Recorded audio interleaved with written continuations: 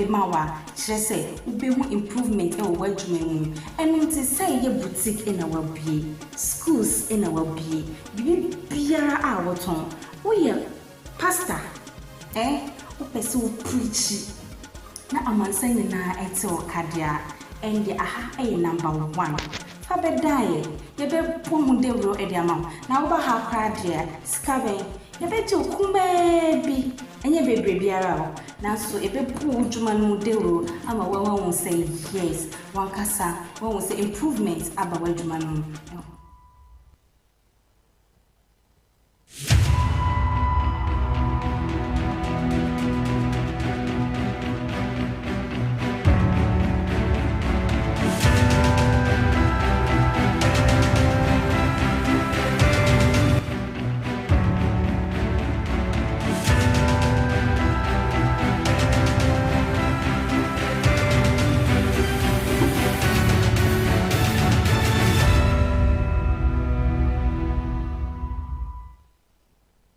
Kwame Addo yamagana rihye nyina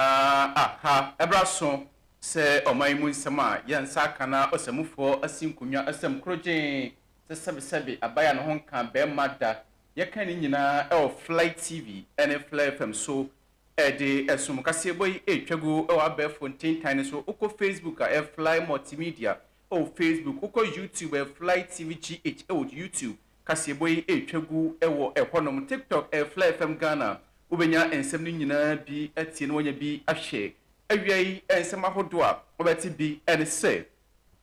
NPP amanyuku no ede ato Ghana de hye nyina nim se ebraso so mo sorry etia one Ghana cedi levia aban no ede ato energy sector no eso ewon ensem foforo Ghana Education Service ede ato invigilators a oda ochina mbe kwakwohwe emofram kwatwero nso hwe nim so mbesre so obi anyina fam die na apo bebribe no eso enti sa enso na commercial transport operation ede atu edwase nationwide strike am yes enke nedai ndom na de nyina egu fom nya de se sa strike no ebetimi aba eso na jebekọ na hyeredwani a owo subin abato empeso aso me no ka say for the mathematical set akoma dusuafo da ochina omokotro basic education certificate examination no enso ebi yenya ntie se ekopiemu ekwawu West Mansino ensu emudia meno kasa assembly no atesi monten so a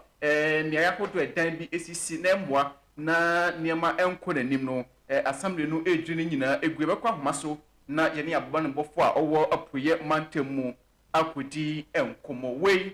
ene ensema hodo bi ena wiei yene sumo sekasebo Fly TV ene Fly FM eso panyimfo se abosoe ene ma ojapai kase bo ma sede nyina Macheden International School dia osimen kanjo se japade odi jabofra na uwachi obi anjim fini nsem mumasuane senti abofra ne brɛ na omaji entity Macheden se all credit kindergarten nursery primary and junior high school asem den se omo acheche for mabin de ne adisua emu bambo ho nsem Macheden International School atutu ni hie bambo ho nsem agrina so senti from 0592500593 0592500593 Macheden no si dream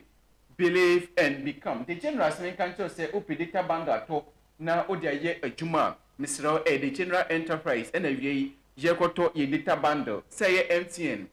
Airtel Tigo ana se Telecel misro wada obefre 0597239862 0597239862 ubenya data bando ato no bo efo na odi be ye adwuma sansa na no yesu so bi nkwa gyanchen ade se onam no so ene onya data bando anya ade se obetimi aye adwuma ewo abefo entintan fidie no eso Macheden natural mineral water se odwen ho awusia ode nsu papa orofo ise nsu na de ni santi betu biton na nya emfaso egu ubotom yepe distributors na ye no mo aye adwuma ni santi from panyufo 0538461144 0205225477 now the Macheden natural mineral water for NDM komo Fly TV semen kancho se abusia wa media school upe baby aye attachment otutu wani enkoto baby misrewada entrafie odaye so ne wani so adi hunu a uko suku no foni chemu Fly TV na be attachment na bibia enkoso enfama ufra chichiri ena eba wasemen kancho se baby abeda de empanyimfo aye ho hyehye nyina awie obenya baby ada na wasom enso adwo woyɛ ɔsɔfoɔ woyɛ herbalist wonim ɛnwom to wopɛ baabi na wakɔdi odwuma woyɛ ɔsɔfoɔ wopɛ baabi akɔ preach a Flight TV sɛ ɔde nhyehyɛeɛ bebree na agu akwan mu enso de ama ne sɛnti frɔ mo enso ɛwɔ 0249241301 0249241301 na oni mpanyimfo mo da Flight TV ano endi enkomo pia busua enyuma kuyara roma ene se awie kasebo no yedi ebe somo bade weka eyeme nana Kwame Addo afejebre na tie kasebo no enkyerɛkyerɛ nyame ya duma edochna ena yenuanum kuma mko suku efiti mrebi ebesi JHS3 no ekotwere omonsohwe awbroni kan se basic education certificate examination BECE edochna ena omonsha se enam so ema Ghana Education Service ejumako no ede kokobo akwa ma invigilators ahodo edochna ombe power mo na fem akohwe mmofra no ensohwe no eso na eno na Ghana Education Service ekasa no omkyere se edru ensohwe bia anan de invigilators yi omafa bronya ho ewe kraka ende na ejeje 10 series 55 series se de be ya mmofra no betimi enya kwan na omakopi na omatimi atwo ensohwe no na eno na Director General other Ghana Education Service ano Professor Ernest Kofi Davis editor ejase woni biara wo ye invigilator na oda ochina ye be fa ase kohwe ensohwe so na be wadwen se wodie kwan ya mpese ensohwe no faso ekonanim no wodie wo mpe na mu obeye kuntunase na wagi sika bi na mmofra no enya kwan awia omochewa waso beye hyehyehyehye na no no ria de sede eto Ghana de hye nyina nim ni titru vigilators and supervisors nanim se ombesere examination more practice na emwa madusuafo no enima pai wo mumu no empie ma bonten obi wo ho abon se etwom na so nso hwe be esa aponti ende na wa pass obekọ school no ubisa no what is your name na ojina no toto papa so ebisa se 1+1+s esa se BC okotro de apo na twero yenti onhu de obeye se kobasa emofra no na ehe omodachi ne se nto besrada se invigilators and supervisors na dochna obi anya na afom de na mmom oye wadwen se okodi sikachi akọ bo suku ni bi ana odi apo koma suku ni bi na se omochiwa ka hu se odwumadi a wudi no ni nyina abawiye to ensure that examination malpractice of all forms are reduced to the barest minimum or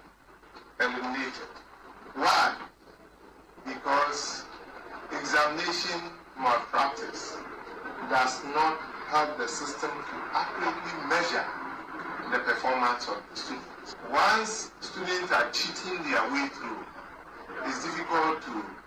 ascertain how well our education system is performing. So we are appealing with all to support us to fight examination malpractice. Invigilators and supervisors who are caught aiding exams malpractice will be severely punished. I repeat, invigilators and supervisors who are caught aiding any form of exams malpractice will be severely punished. And I must say that it might cost them their job because we want good role models. Any Director General or the Ghana Education Service and no Professor Ernest Kofi Davis and I didn't say me to a na no kra mu no and a prof ede afutuo chenchenche emadusiafo a ede ochomko chonzahwe so mbesrada se de ukosua no eno na eba nsohwe no entenya wadwen se ukobọ apo bi na odade srede to awofo nim so besre se obi anya na afom de apo bebrebe no emmoa sukufo no omodachi ense omuyie ni se nto besre se awofo bi a entu ne bafo na de ochina nko a de emofra no nkọchiro nsohwe a apo bi a enka ho na sei era prof echeche ni nsem no enso emu. I wish to commend all head teachers, students who have contributed in preparing the students for the examination, for their hard work. I will advise the students to put in their best, come out with flying colors. I will advise them not to rely or depend on APO or external support. That might not come, and that will not help them. We don't want students who have excelled by cheating fighting their way through. That is not the quality and the kind of Abusia any Director General of the Ghana Education Service and Professor Ernest Kofi Davis and a day and seminina to a normal phone in Abeka and Anwada and a buying editor just say the full no at the 1 Ghana city levy and so up to a sonaches or to 1 liter Biana Ubetia 1 city and so also and I'm so a Madam Kuma more Ghana Nasibi Jeffrey minority area to a just on best down the other side to Ghana this in so be answer there. Na yenkasa entia na onimonyamfo kwadwo opon kroma amrase dwani ema dehia mo ofase ayirebi abato mpeswa so ene gina dom kuma nanim ene nsamtrofo edin komo na okire mu se na Ghana yete ye kwa ahokire ebu ye kon enti se nei aban no koda sori na okakire se an se de energy sector no eka eda ho nti ode 1 Ghana cedi levy tufu eso a wose ebema Ghana yakwa ho hiehiem ni ahokire mpopopopop ni senti ebraso se Ghana de hye nyina obi asori waka na yekaseti akwan a ban no epeso faso na obo omanfo no ekrono na ose obesere ode tun sentrofo nyina nim se obi na nadi na Ghana de hye nyina enso ehu onimonyamfo kwadwo opon kroma echeche ne nsemu sei. Now you are beginning to notice that, for example, the Chamber of Oil Distributors are openly calling it out that nobody was consulted, and this was smuggled in and infringed on the people of Ghana, and they've been pushing back, and now government says it will wait for a few days before it still goes ahead to implement it. You are also noticing that the driver unions are shocked and are calling government out for what it has done and are threatening even demonstrations in some instances. Now, we want to take a moment to highlight some things about the levy that, because the people of Ghana didn't get an opportunity to have a full discussion on it, have come up and we think we need to draw your attention to. First is the rate that is being charged. Ghanaians will bear witness that this levy is being charged at a rate of 8% per transaction. And this makes it one of the highest tax rates introduced in Ghana in a single instance. If you study the history of VAT and many of our other revenue handles, you notice that at the first instance of introduction, sometimes it's 1%, 1.5% or 2%. And then maybe as the years go by, you may find some add-ons and then a consolidation. For this particular levy, at the first instance, the government is charging the people of Ghana 8%. Why would the government impose a levy with an 8% transaction rate on the people of Ghana? It's just simple wickedness. It's simply a stab in the back of many people who believe the government at their words that they will not impose levies to pay for the inefficiencies in the energy sector. Any mrashimejani emadi shomo of Fancy ayirebi onimonyamfo kwadwo opon enkroma na enwachi no ena ode tu edwase na no ada ena NDC for ebisa Ghana for say ai na NPP manyoku sabena na dankwa kufodo ena Dr. Alaji Muhammad Baumia etia kunwa so omkofa ebibi ba si yi levy na cheso ko sendiska obete pio na yatew na eno na ode tu edwase NDC for ede tu edwase ai na adwuma ben ena MPP manyoko ne ba ya omayama Ghana fo ntia obi kodi nipa na se okosendiska na yasate ne yi levy na odumonyamfo kwadwo opon kromase enenso no nso bisewo se ano John Mahama enso ba ye adwuma ben na wayama Ghana fo efa ango ho asesi ano obi kotofu a na no nso aban no de ato edwase an ono nso eti 1 Ghana cedi levy na odumonyamfo kwadwo opon kroma echeche sa asembisa no mu sei. Now, for every 1 gallon of petrol product that you buy or diesel that you buy, this government is, because of this tax, going to take an additional 4 cedis and 50 pesos from you. That is 8%. We recall the NDC's claim that the then MPP government had done no work for Ghanaians when they are transferring their money, and therefore had no business in charging 1% levy on Momo transactions. So we ask you, what is the work that the NDC has done when you are buying your fuel, for which reason they are now charging 8% tax on it? Ani mrashimejani emadi shomo of Fancy ayirebi onimonyamfo kwadwo opon enkroma na enadai ena commercial transport operators eyo madwen se endie enkomdom na de nyina egu anya de se ometuka kra na makọ adwuma na enu na nei omasan aba bonten eda to adwase sa strike omoye madwen se omokọ no ese ne de enya de se strike no ebetimi abaso ebio na Deputy Public Relation Officer Emma Ghana Private Road Transport Operation GPRTU owura Samuel Amwa na ono ene sansem no nyina etu etwa se aban no ene omo ediahia na komodidi no akwa akiri popopopa ni nyina ka ho bi ene nam so asa strike omo yamadwen se ene de enka mo kɔ no strike no matwe asensen so kakra na ene na ɔkyerɛ se omo aban no ekosi September bosumi no se ensesan bia amadia ende nye obi nekumantwi na mmombo siako ene de ne ti ekɔgyira kyema na ensembeto odwasa na nam so ma Fly TV kase ene national executive member Emma na osanye Piero Emma GPRTU adwumako no edi enkomo owura Eric asirifi ena ebisa ne se ensema empanyimfo di akan no kura ben kura ena ewom na ocheze o ensema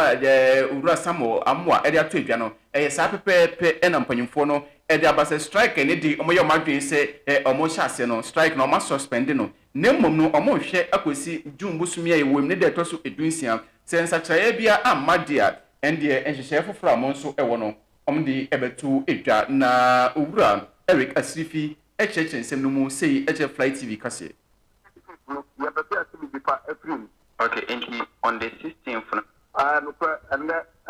transport operator you are dispatched by so one city abide to energy 1 liter the afternoon I bonjo so and I sit down strike our na enrana omo friend say no omo can say and best take effect in ra okobu fuel obe say na na no that's what every liter the ano one to the best place but can every system every omo the home wire the back 10 one or one day back so mo so mo free ho ya dey so mo yin free ho omo ya the sell pepper not for any you can see 1 city on 1 liter 20 and also for the tiaba into a suspended no run also the ban a suspended or the system we need the system for the ban into the system not the journey na o ma ti ankan omo nta no mo ya gubi o ti system you better to be every. Okay, and on the 16th, Nana say, so na abane the bar, more the strike and by just one, I say, and what did you for front of the bar? No, the answer for the one. In the for the bar, the Maya, and so the Tuga. The Duha, the process. We are wishing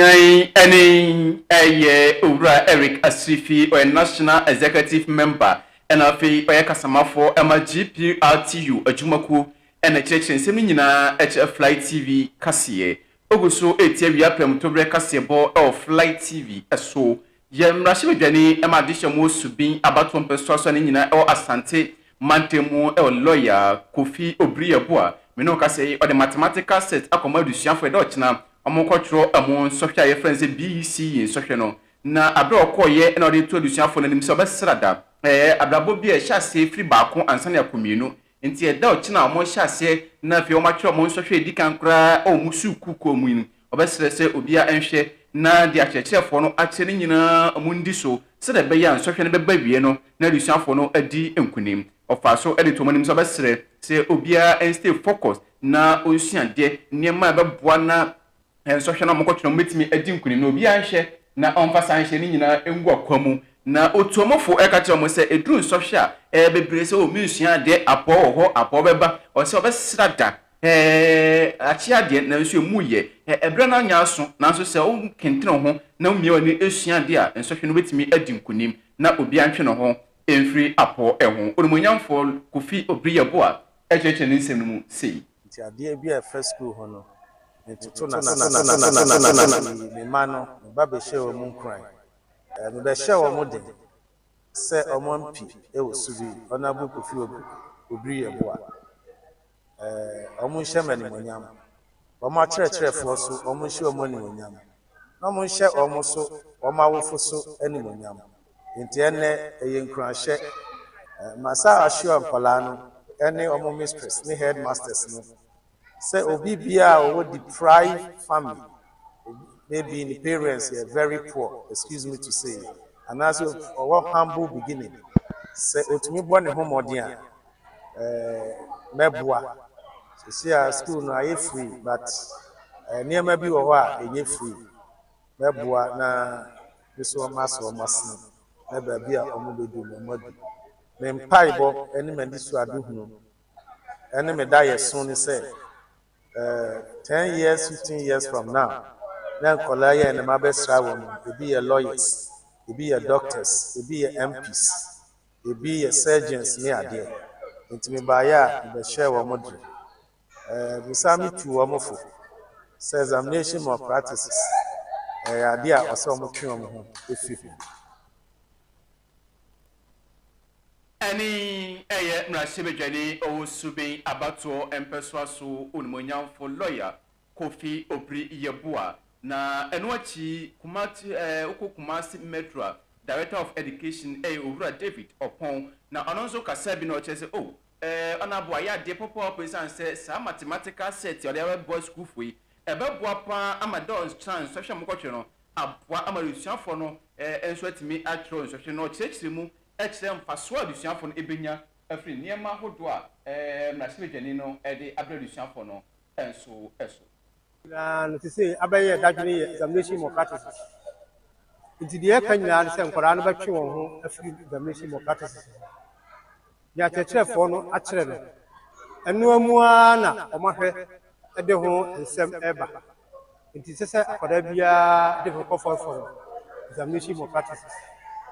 Ubekomu so nebi so ha na vigilators obia oye vigilator no de kwa kwura sa de we wa ye kso wo homra se wan hwe ye na mra de biwa uye teacher ni a wa hwe wo djuma kra de tu nti ye nyina moa na nsohwe na nkoda ne tro no enye de ye wo mo aho de se woni senior high school headmasters bi di komo a arahu se mo ya ne wo mi se bo hwe na akora bi de aggregate kama no the school bibi aba na so we akwara no modern more senior high school ho no a na enne sa results no de bae enne no nkoba bia etre se bibi ekoso bra na akwara no choice ho enya de ebeboa o man enya de ebeboa akwara no ankasa nti yemmoa na achecherefo omo a ehwe nsohweso omo a etro enne mpanifo a yeso ye di mu di manyina no yerhwe ni yenyi sade no nyina mfiri ho awo Any eye Owura David Opon Kumasi Metro no ene epanyipa oda enwumasua ano na retu awofo nim so bia nyina fam de na do achina amofa no enkotro social apo biara enim uguso etie wia pram tobre kase e Flight TV so bia nyina we so na yentwe ho enje aboafo nkrato ye ba ebeto akase bo no so e wo bono mantem no enso emu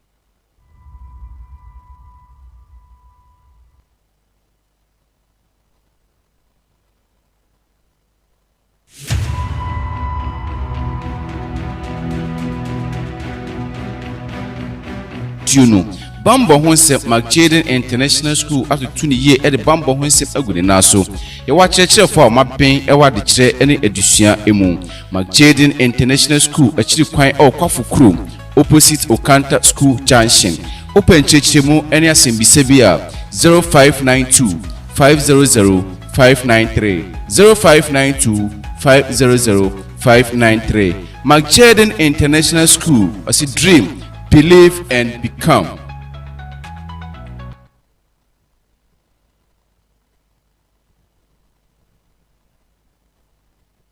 And you should Flight TV. You will coffee chrome or canter school jashi. Never would you ma and family die. Na yenso, ye beb wow. I'm a baby biara akoye a day amount.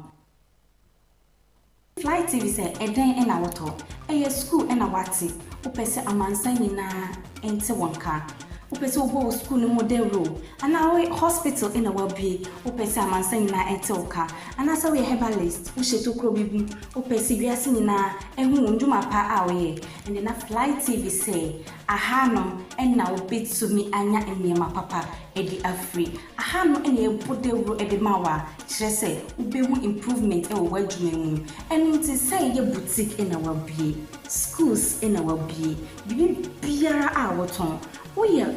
pastor, Upesu preach. Na amansan na eto kadia, and the aha number 1. Fabe die, ye be pom de ro e de amount. Na oba ha kradia, scabbing, ye be to kumbe bi, and ye be biara. nanso ebebu udwuma no mudero ama won say yes wankasa won say improvement aba wadwuma no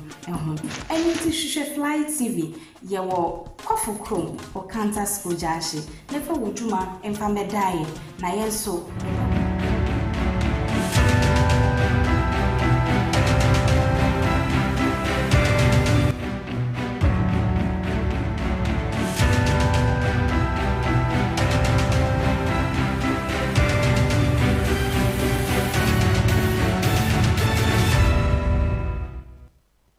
Abusia yama wakwaba emra Fly TV kasiye eso yetwa kasiye bono so na medo akokwawu West Mansino emumeno kasiye ende empanyimfo akodom wo mecha banka tipani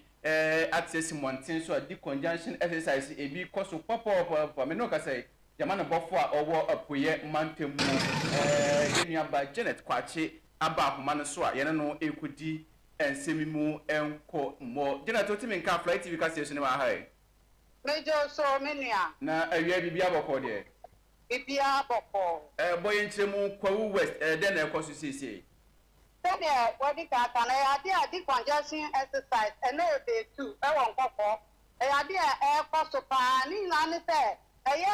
researching agenda no ko MC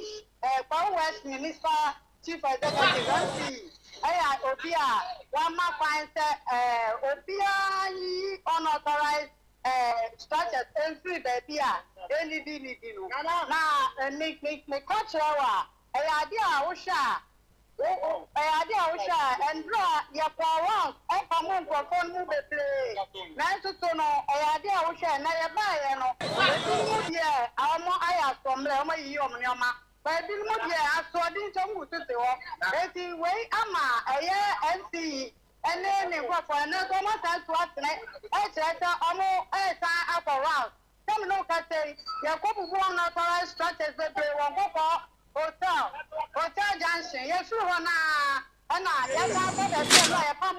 a benefit. If you go to the church, I shall be a man, Katan watching. Manya penny ba kwa ono na di operation enu yora do na di sign so far mu no asa ya ba wasa enya encounter then na o ka fa ona then na we yo em say aduma na ye no ye ya poa o mai mu ni na be ya mo to ade ye na the congestion as na ye di basic problems to pray but any problems are you facing here adwo ye di an say ye tiku ama kuma da ho the Tikwama Kuma down, and to fire service, police service, and community police, and they are city gardener. I come together. I have 4 rounds. I have a room, but they are better problem here. If you see Sumiano, I hear because the decline announcement, almost 3 weeks at home. I'm on some brand. I get medications. It's enough for there's more education now, action, and you need them. It's a banner say what to the BBC in ya. I see a bit is man to what you know, and I see a found no man. She said the person say you best some man at the office. You send a no, and not and Mukano. I say, I'm over sister and your man of not say, you don't call What about your junior money throw deeper? Straight to court, not serve as an example. It's something that and then not the name I can. Almost to stand for California, Massa, and the other year. It's in the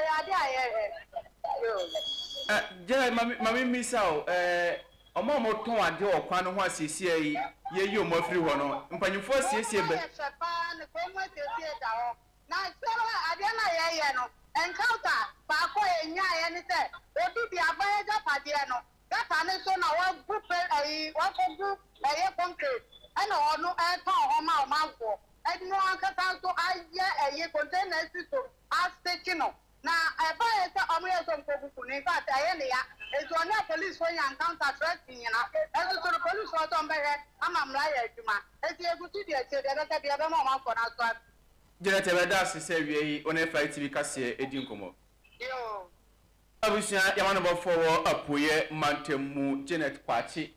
na otise oboy amane free nkoko ni nyina edi conjunction exercise eno nso ekoso ewo ehodum ni nyina kwan aban no ebeso faso na kromu ete wan na eboama ahonedie mapa efa no ntoma pafra ewo oman kronkron Ghana enso emu ugusu tie awia premotobre kasebo Fly TV ene Fly FM eso wie yemfa kasebo no enko no nkokora bomu dia na medo ekodoma central mansino emu ni nyina ewo bono mantem emu abanka tipanye ewo doma central ewo munyamfo Dominic Adoma na wakasa ede atu edwase in fact ahonidie eyade bia ontutu na se kra na nkasemu ena okire se wabe ya banka tipanye ewo doma central ne mpotimi obehwe na ahonidie afantoma pa afra na enwachi na okire se wohwe Dr. Osiade Osagefo Ajimambadu otoso mienu a wase papa yi a woye ohene mapa yi wa fato no won se obehwe pa na ahonidie enso afantoma pa afra nti abre no bia no na na fitu ne ntoma na watesi monten so na prapra se de be ya ahonidie enso be fa no ntoma pa afra na enu no onmunyamfo Dominic Adoma ekire se na edison so je hunu asinani so a na ono abaye abanka chipanyin so dia nde odin support ebetala na chi na omunyina aka bom na mabo amahunidie afa ntoma pafra ewo Doma Central na abra okasa ne nsem no ebi enso eni waste management and nti e ka ho bi pa na ehye ni kuna hye bi ne bebe ma ka de a do ma mani ha ye sabi o Osagefo ono na hinkura ote the market yantumanya 100 ya just na papa adwuma ko ye no oyegu kwa and so it is part of the reasons I motivate me we say be your Osagefo and munya ne be kwaso akwaso de biara ani onmunyamfo Dominic Adoma oko Doma Central no ene ya banka chipanyi enso ewo na enwachi ena onmunyamfo set champion Doma Central ononso municipal engineer na ononso ekasa bi na ochese in fact other districts na omoye enhihye na adihye wo ho nyina anya baabi na ekoba sebe oye bola unkohwe ngwa bonti obenya baabi enso akoto agu no ni nyina enhihye omonso eboa na afi ahonedie afa no ntoma pa afra enti abusia ohwe Facebook no so a ende baabi ombeto bola agu no eno na da so a etwa agu no ni nyina enhihye ya abanka chipanyimfo a mo ho enso edi agu akwamu na ochire se omonso be omafom de bia na mapwa na hunidie afa no ntoma pa afra andi babia ho aye man swati na yetumi de aba ahanuma ye isolated because where the existing one is an eyesore. It always a maya akwaba mra ye enter Doma as a capital city which does not augur well. You know, the needful way is say yaba hanuma yabe secure this land, and so far no we've been able to work down the clearing, and then we are now working on the excavation works. We've been able to dig 4 pits for the liquid waste. Na no kra muno ena ora set a champion ereto assembly na nim so besre se sabre ena yebre so munyina ekapom eye biako na amonhyehyɛ na omo initiative esi omo ni so no amonso etimi edru ho na no so tete mu sei Can be recycled. That is why the other side of the land will be used for. Inti hono yebe construct facilities between I take care for the waste material that will be dumped here. So this very session, as I've mentioned earlier, no be dumping space between segregation to, for instance, the plastic waste for recycling, and if possible in future, if any factory products if somebody want to set up a factory in terms of recycling of plastic materials, which means Abama in the form of partnership, because in the assembly, near my doors.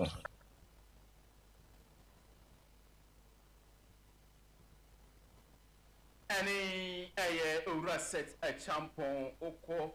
Doma Central no and a municipal engineer ewo we abusia we su na be gina na awia pem to bre kase bo a ye bo abo no e be sumo Fly TV so jere ne nyina ABC na mum ensema hodo a TV and say Ghana Education Service e dey to invigilators na nim so we stress say do china obi anya na afom die na so hwetwe no mfa no ntoma pa infrasan so na dom kuma no to Ghana de hye nim so mo sorry na one Ghana city levy aban no aba no omo nkasa inter commercial transport operation for HSA suspension so aba omo strike omo yese ni omo so kono emuwie we ene ensem ahodo bi ena wie yeboabo no se kasebo ebesomo Fly TV ene Fly FM so emu aseda Macheden International School Macheden Natural Mineral Water the general ena Fly TV omada ruma ena awie kasebo no jede ebesom bade weka me nana Kwame Addo DJ Fly me producer on DTN ono so eboaye e makasebo no jede ebesom mo kasebo na si apel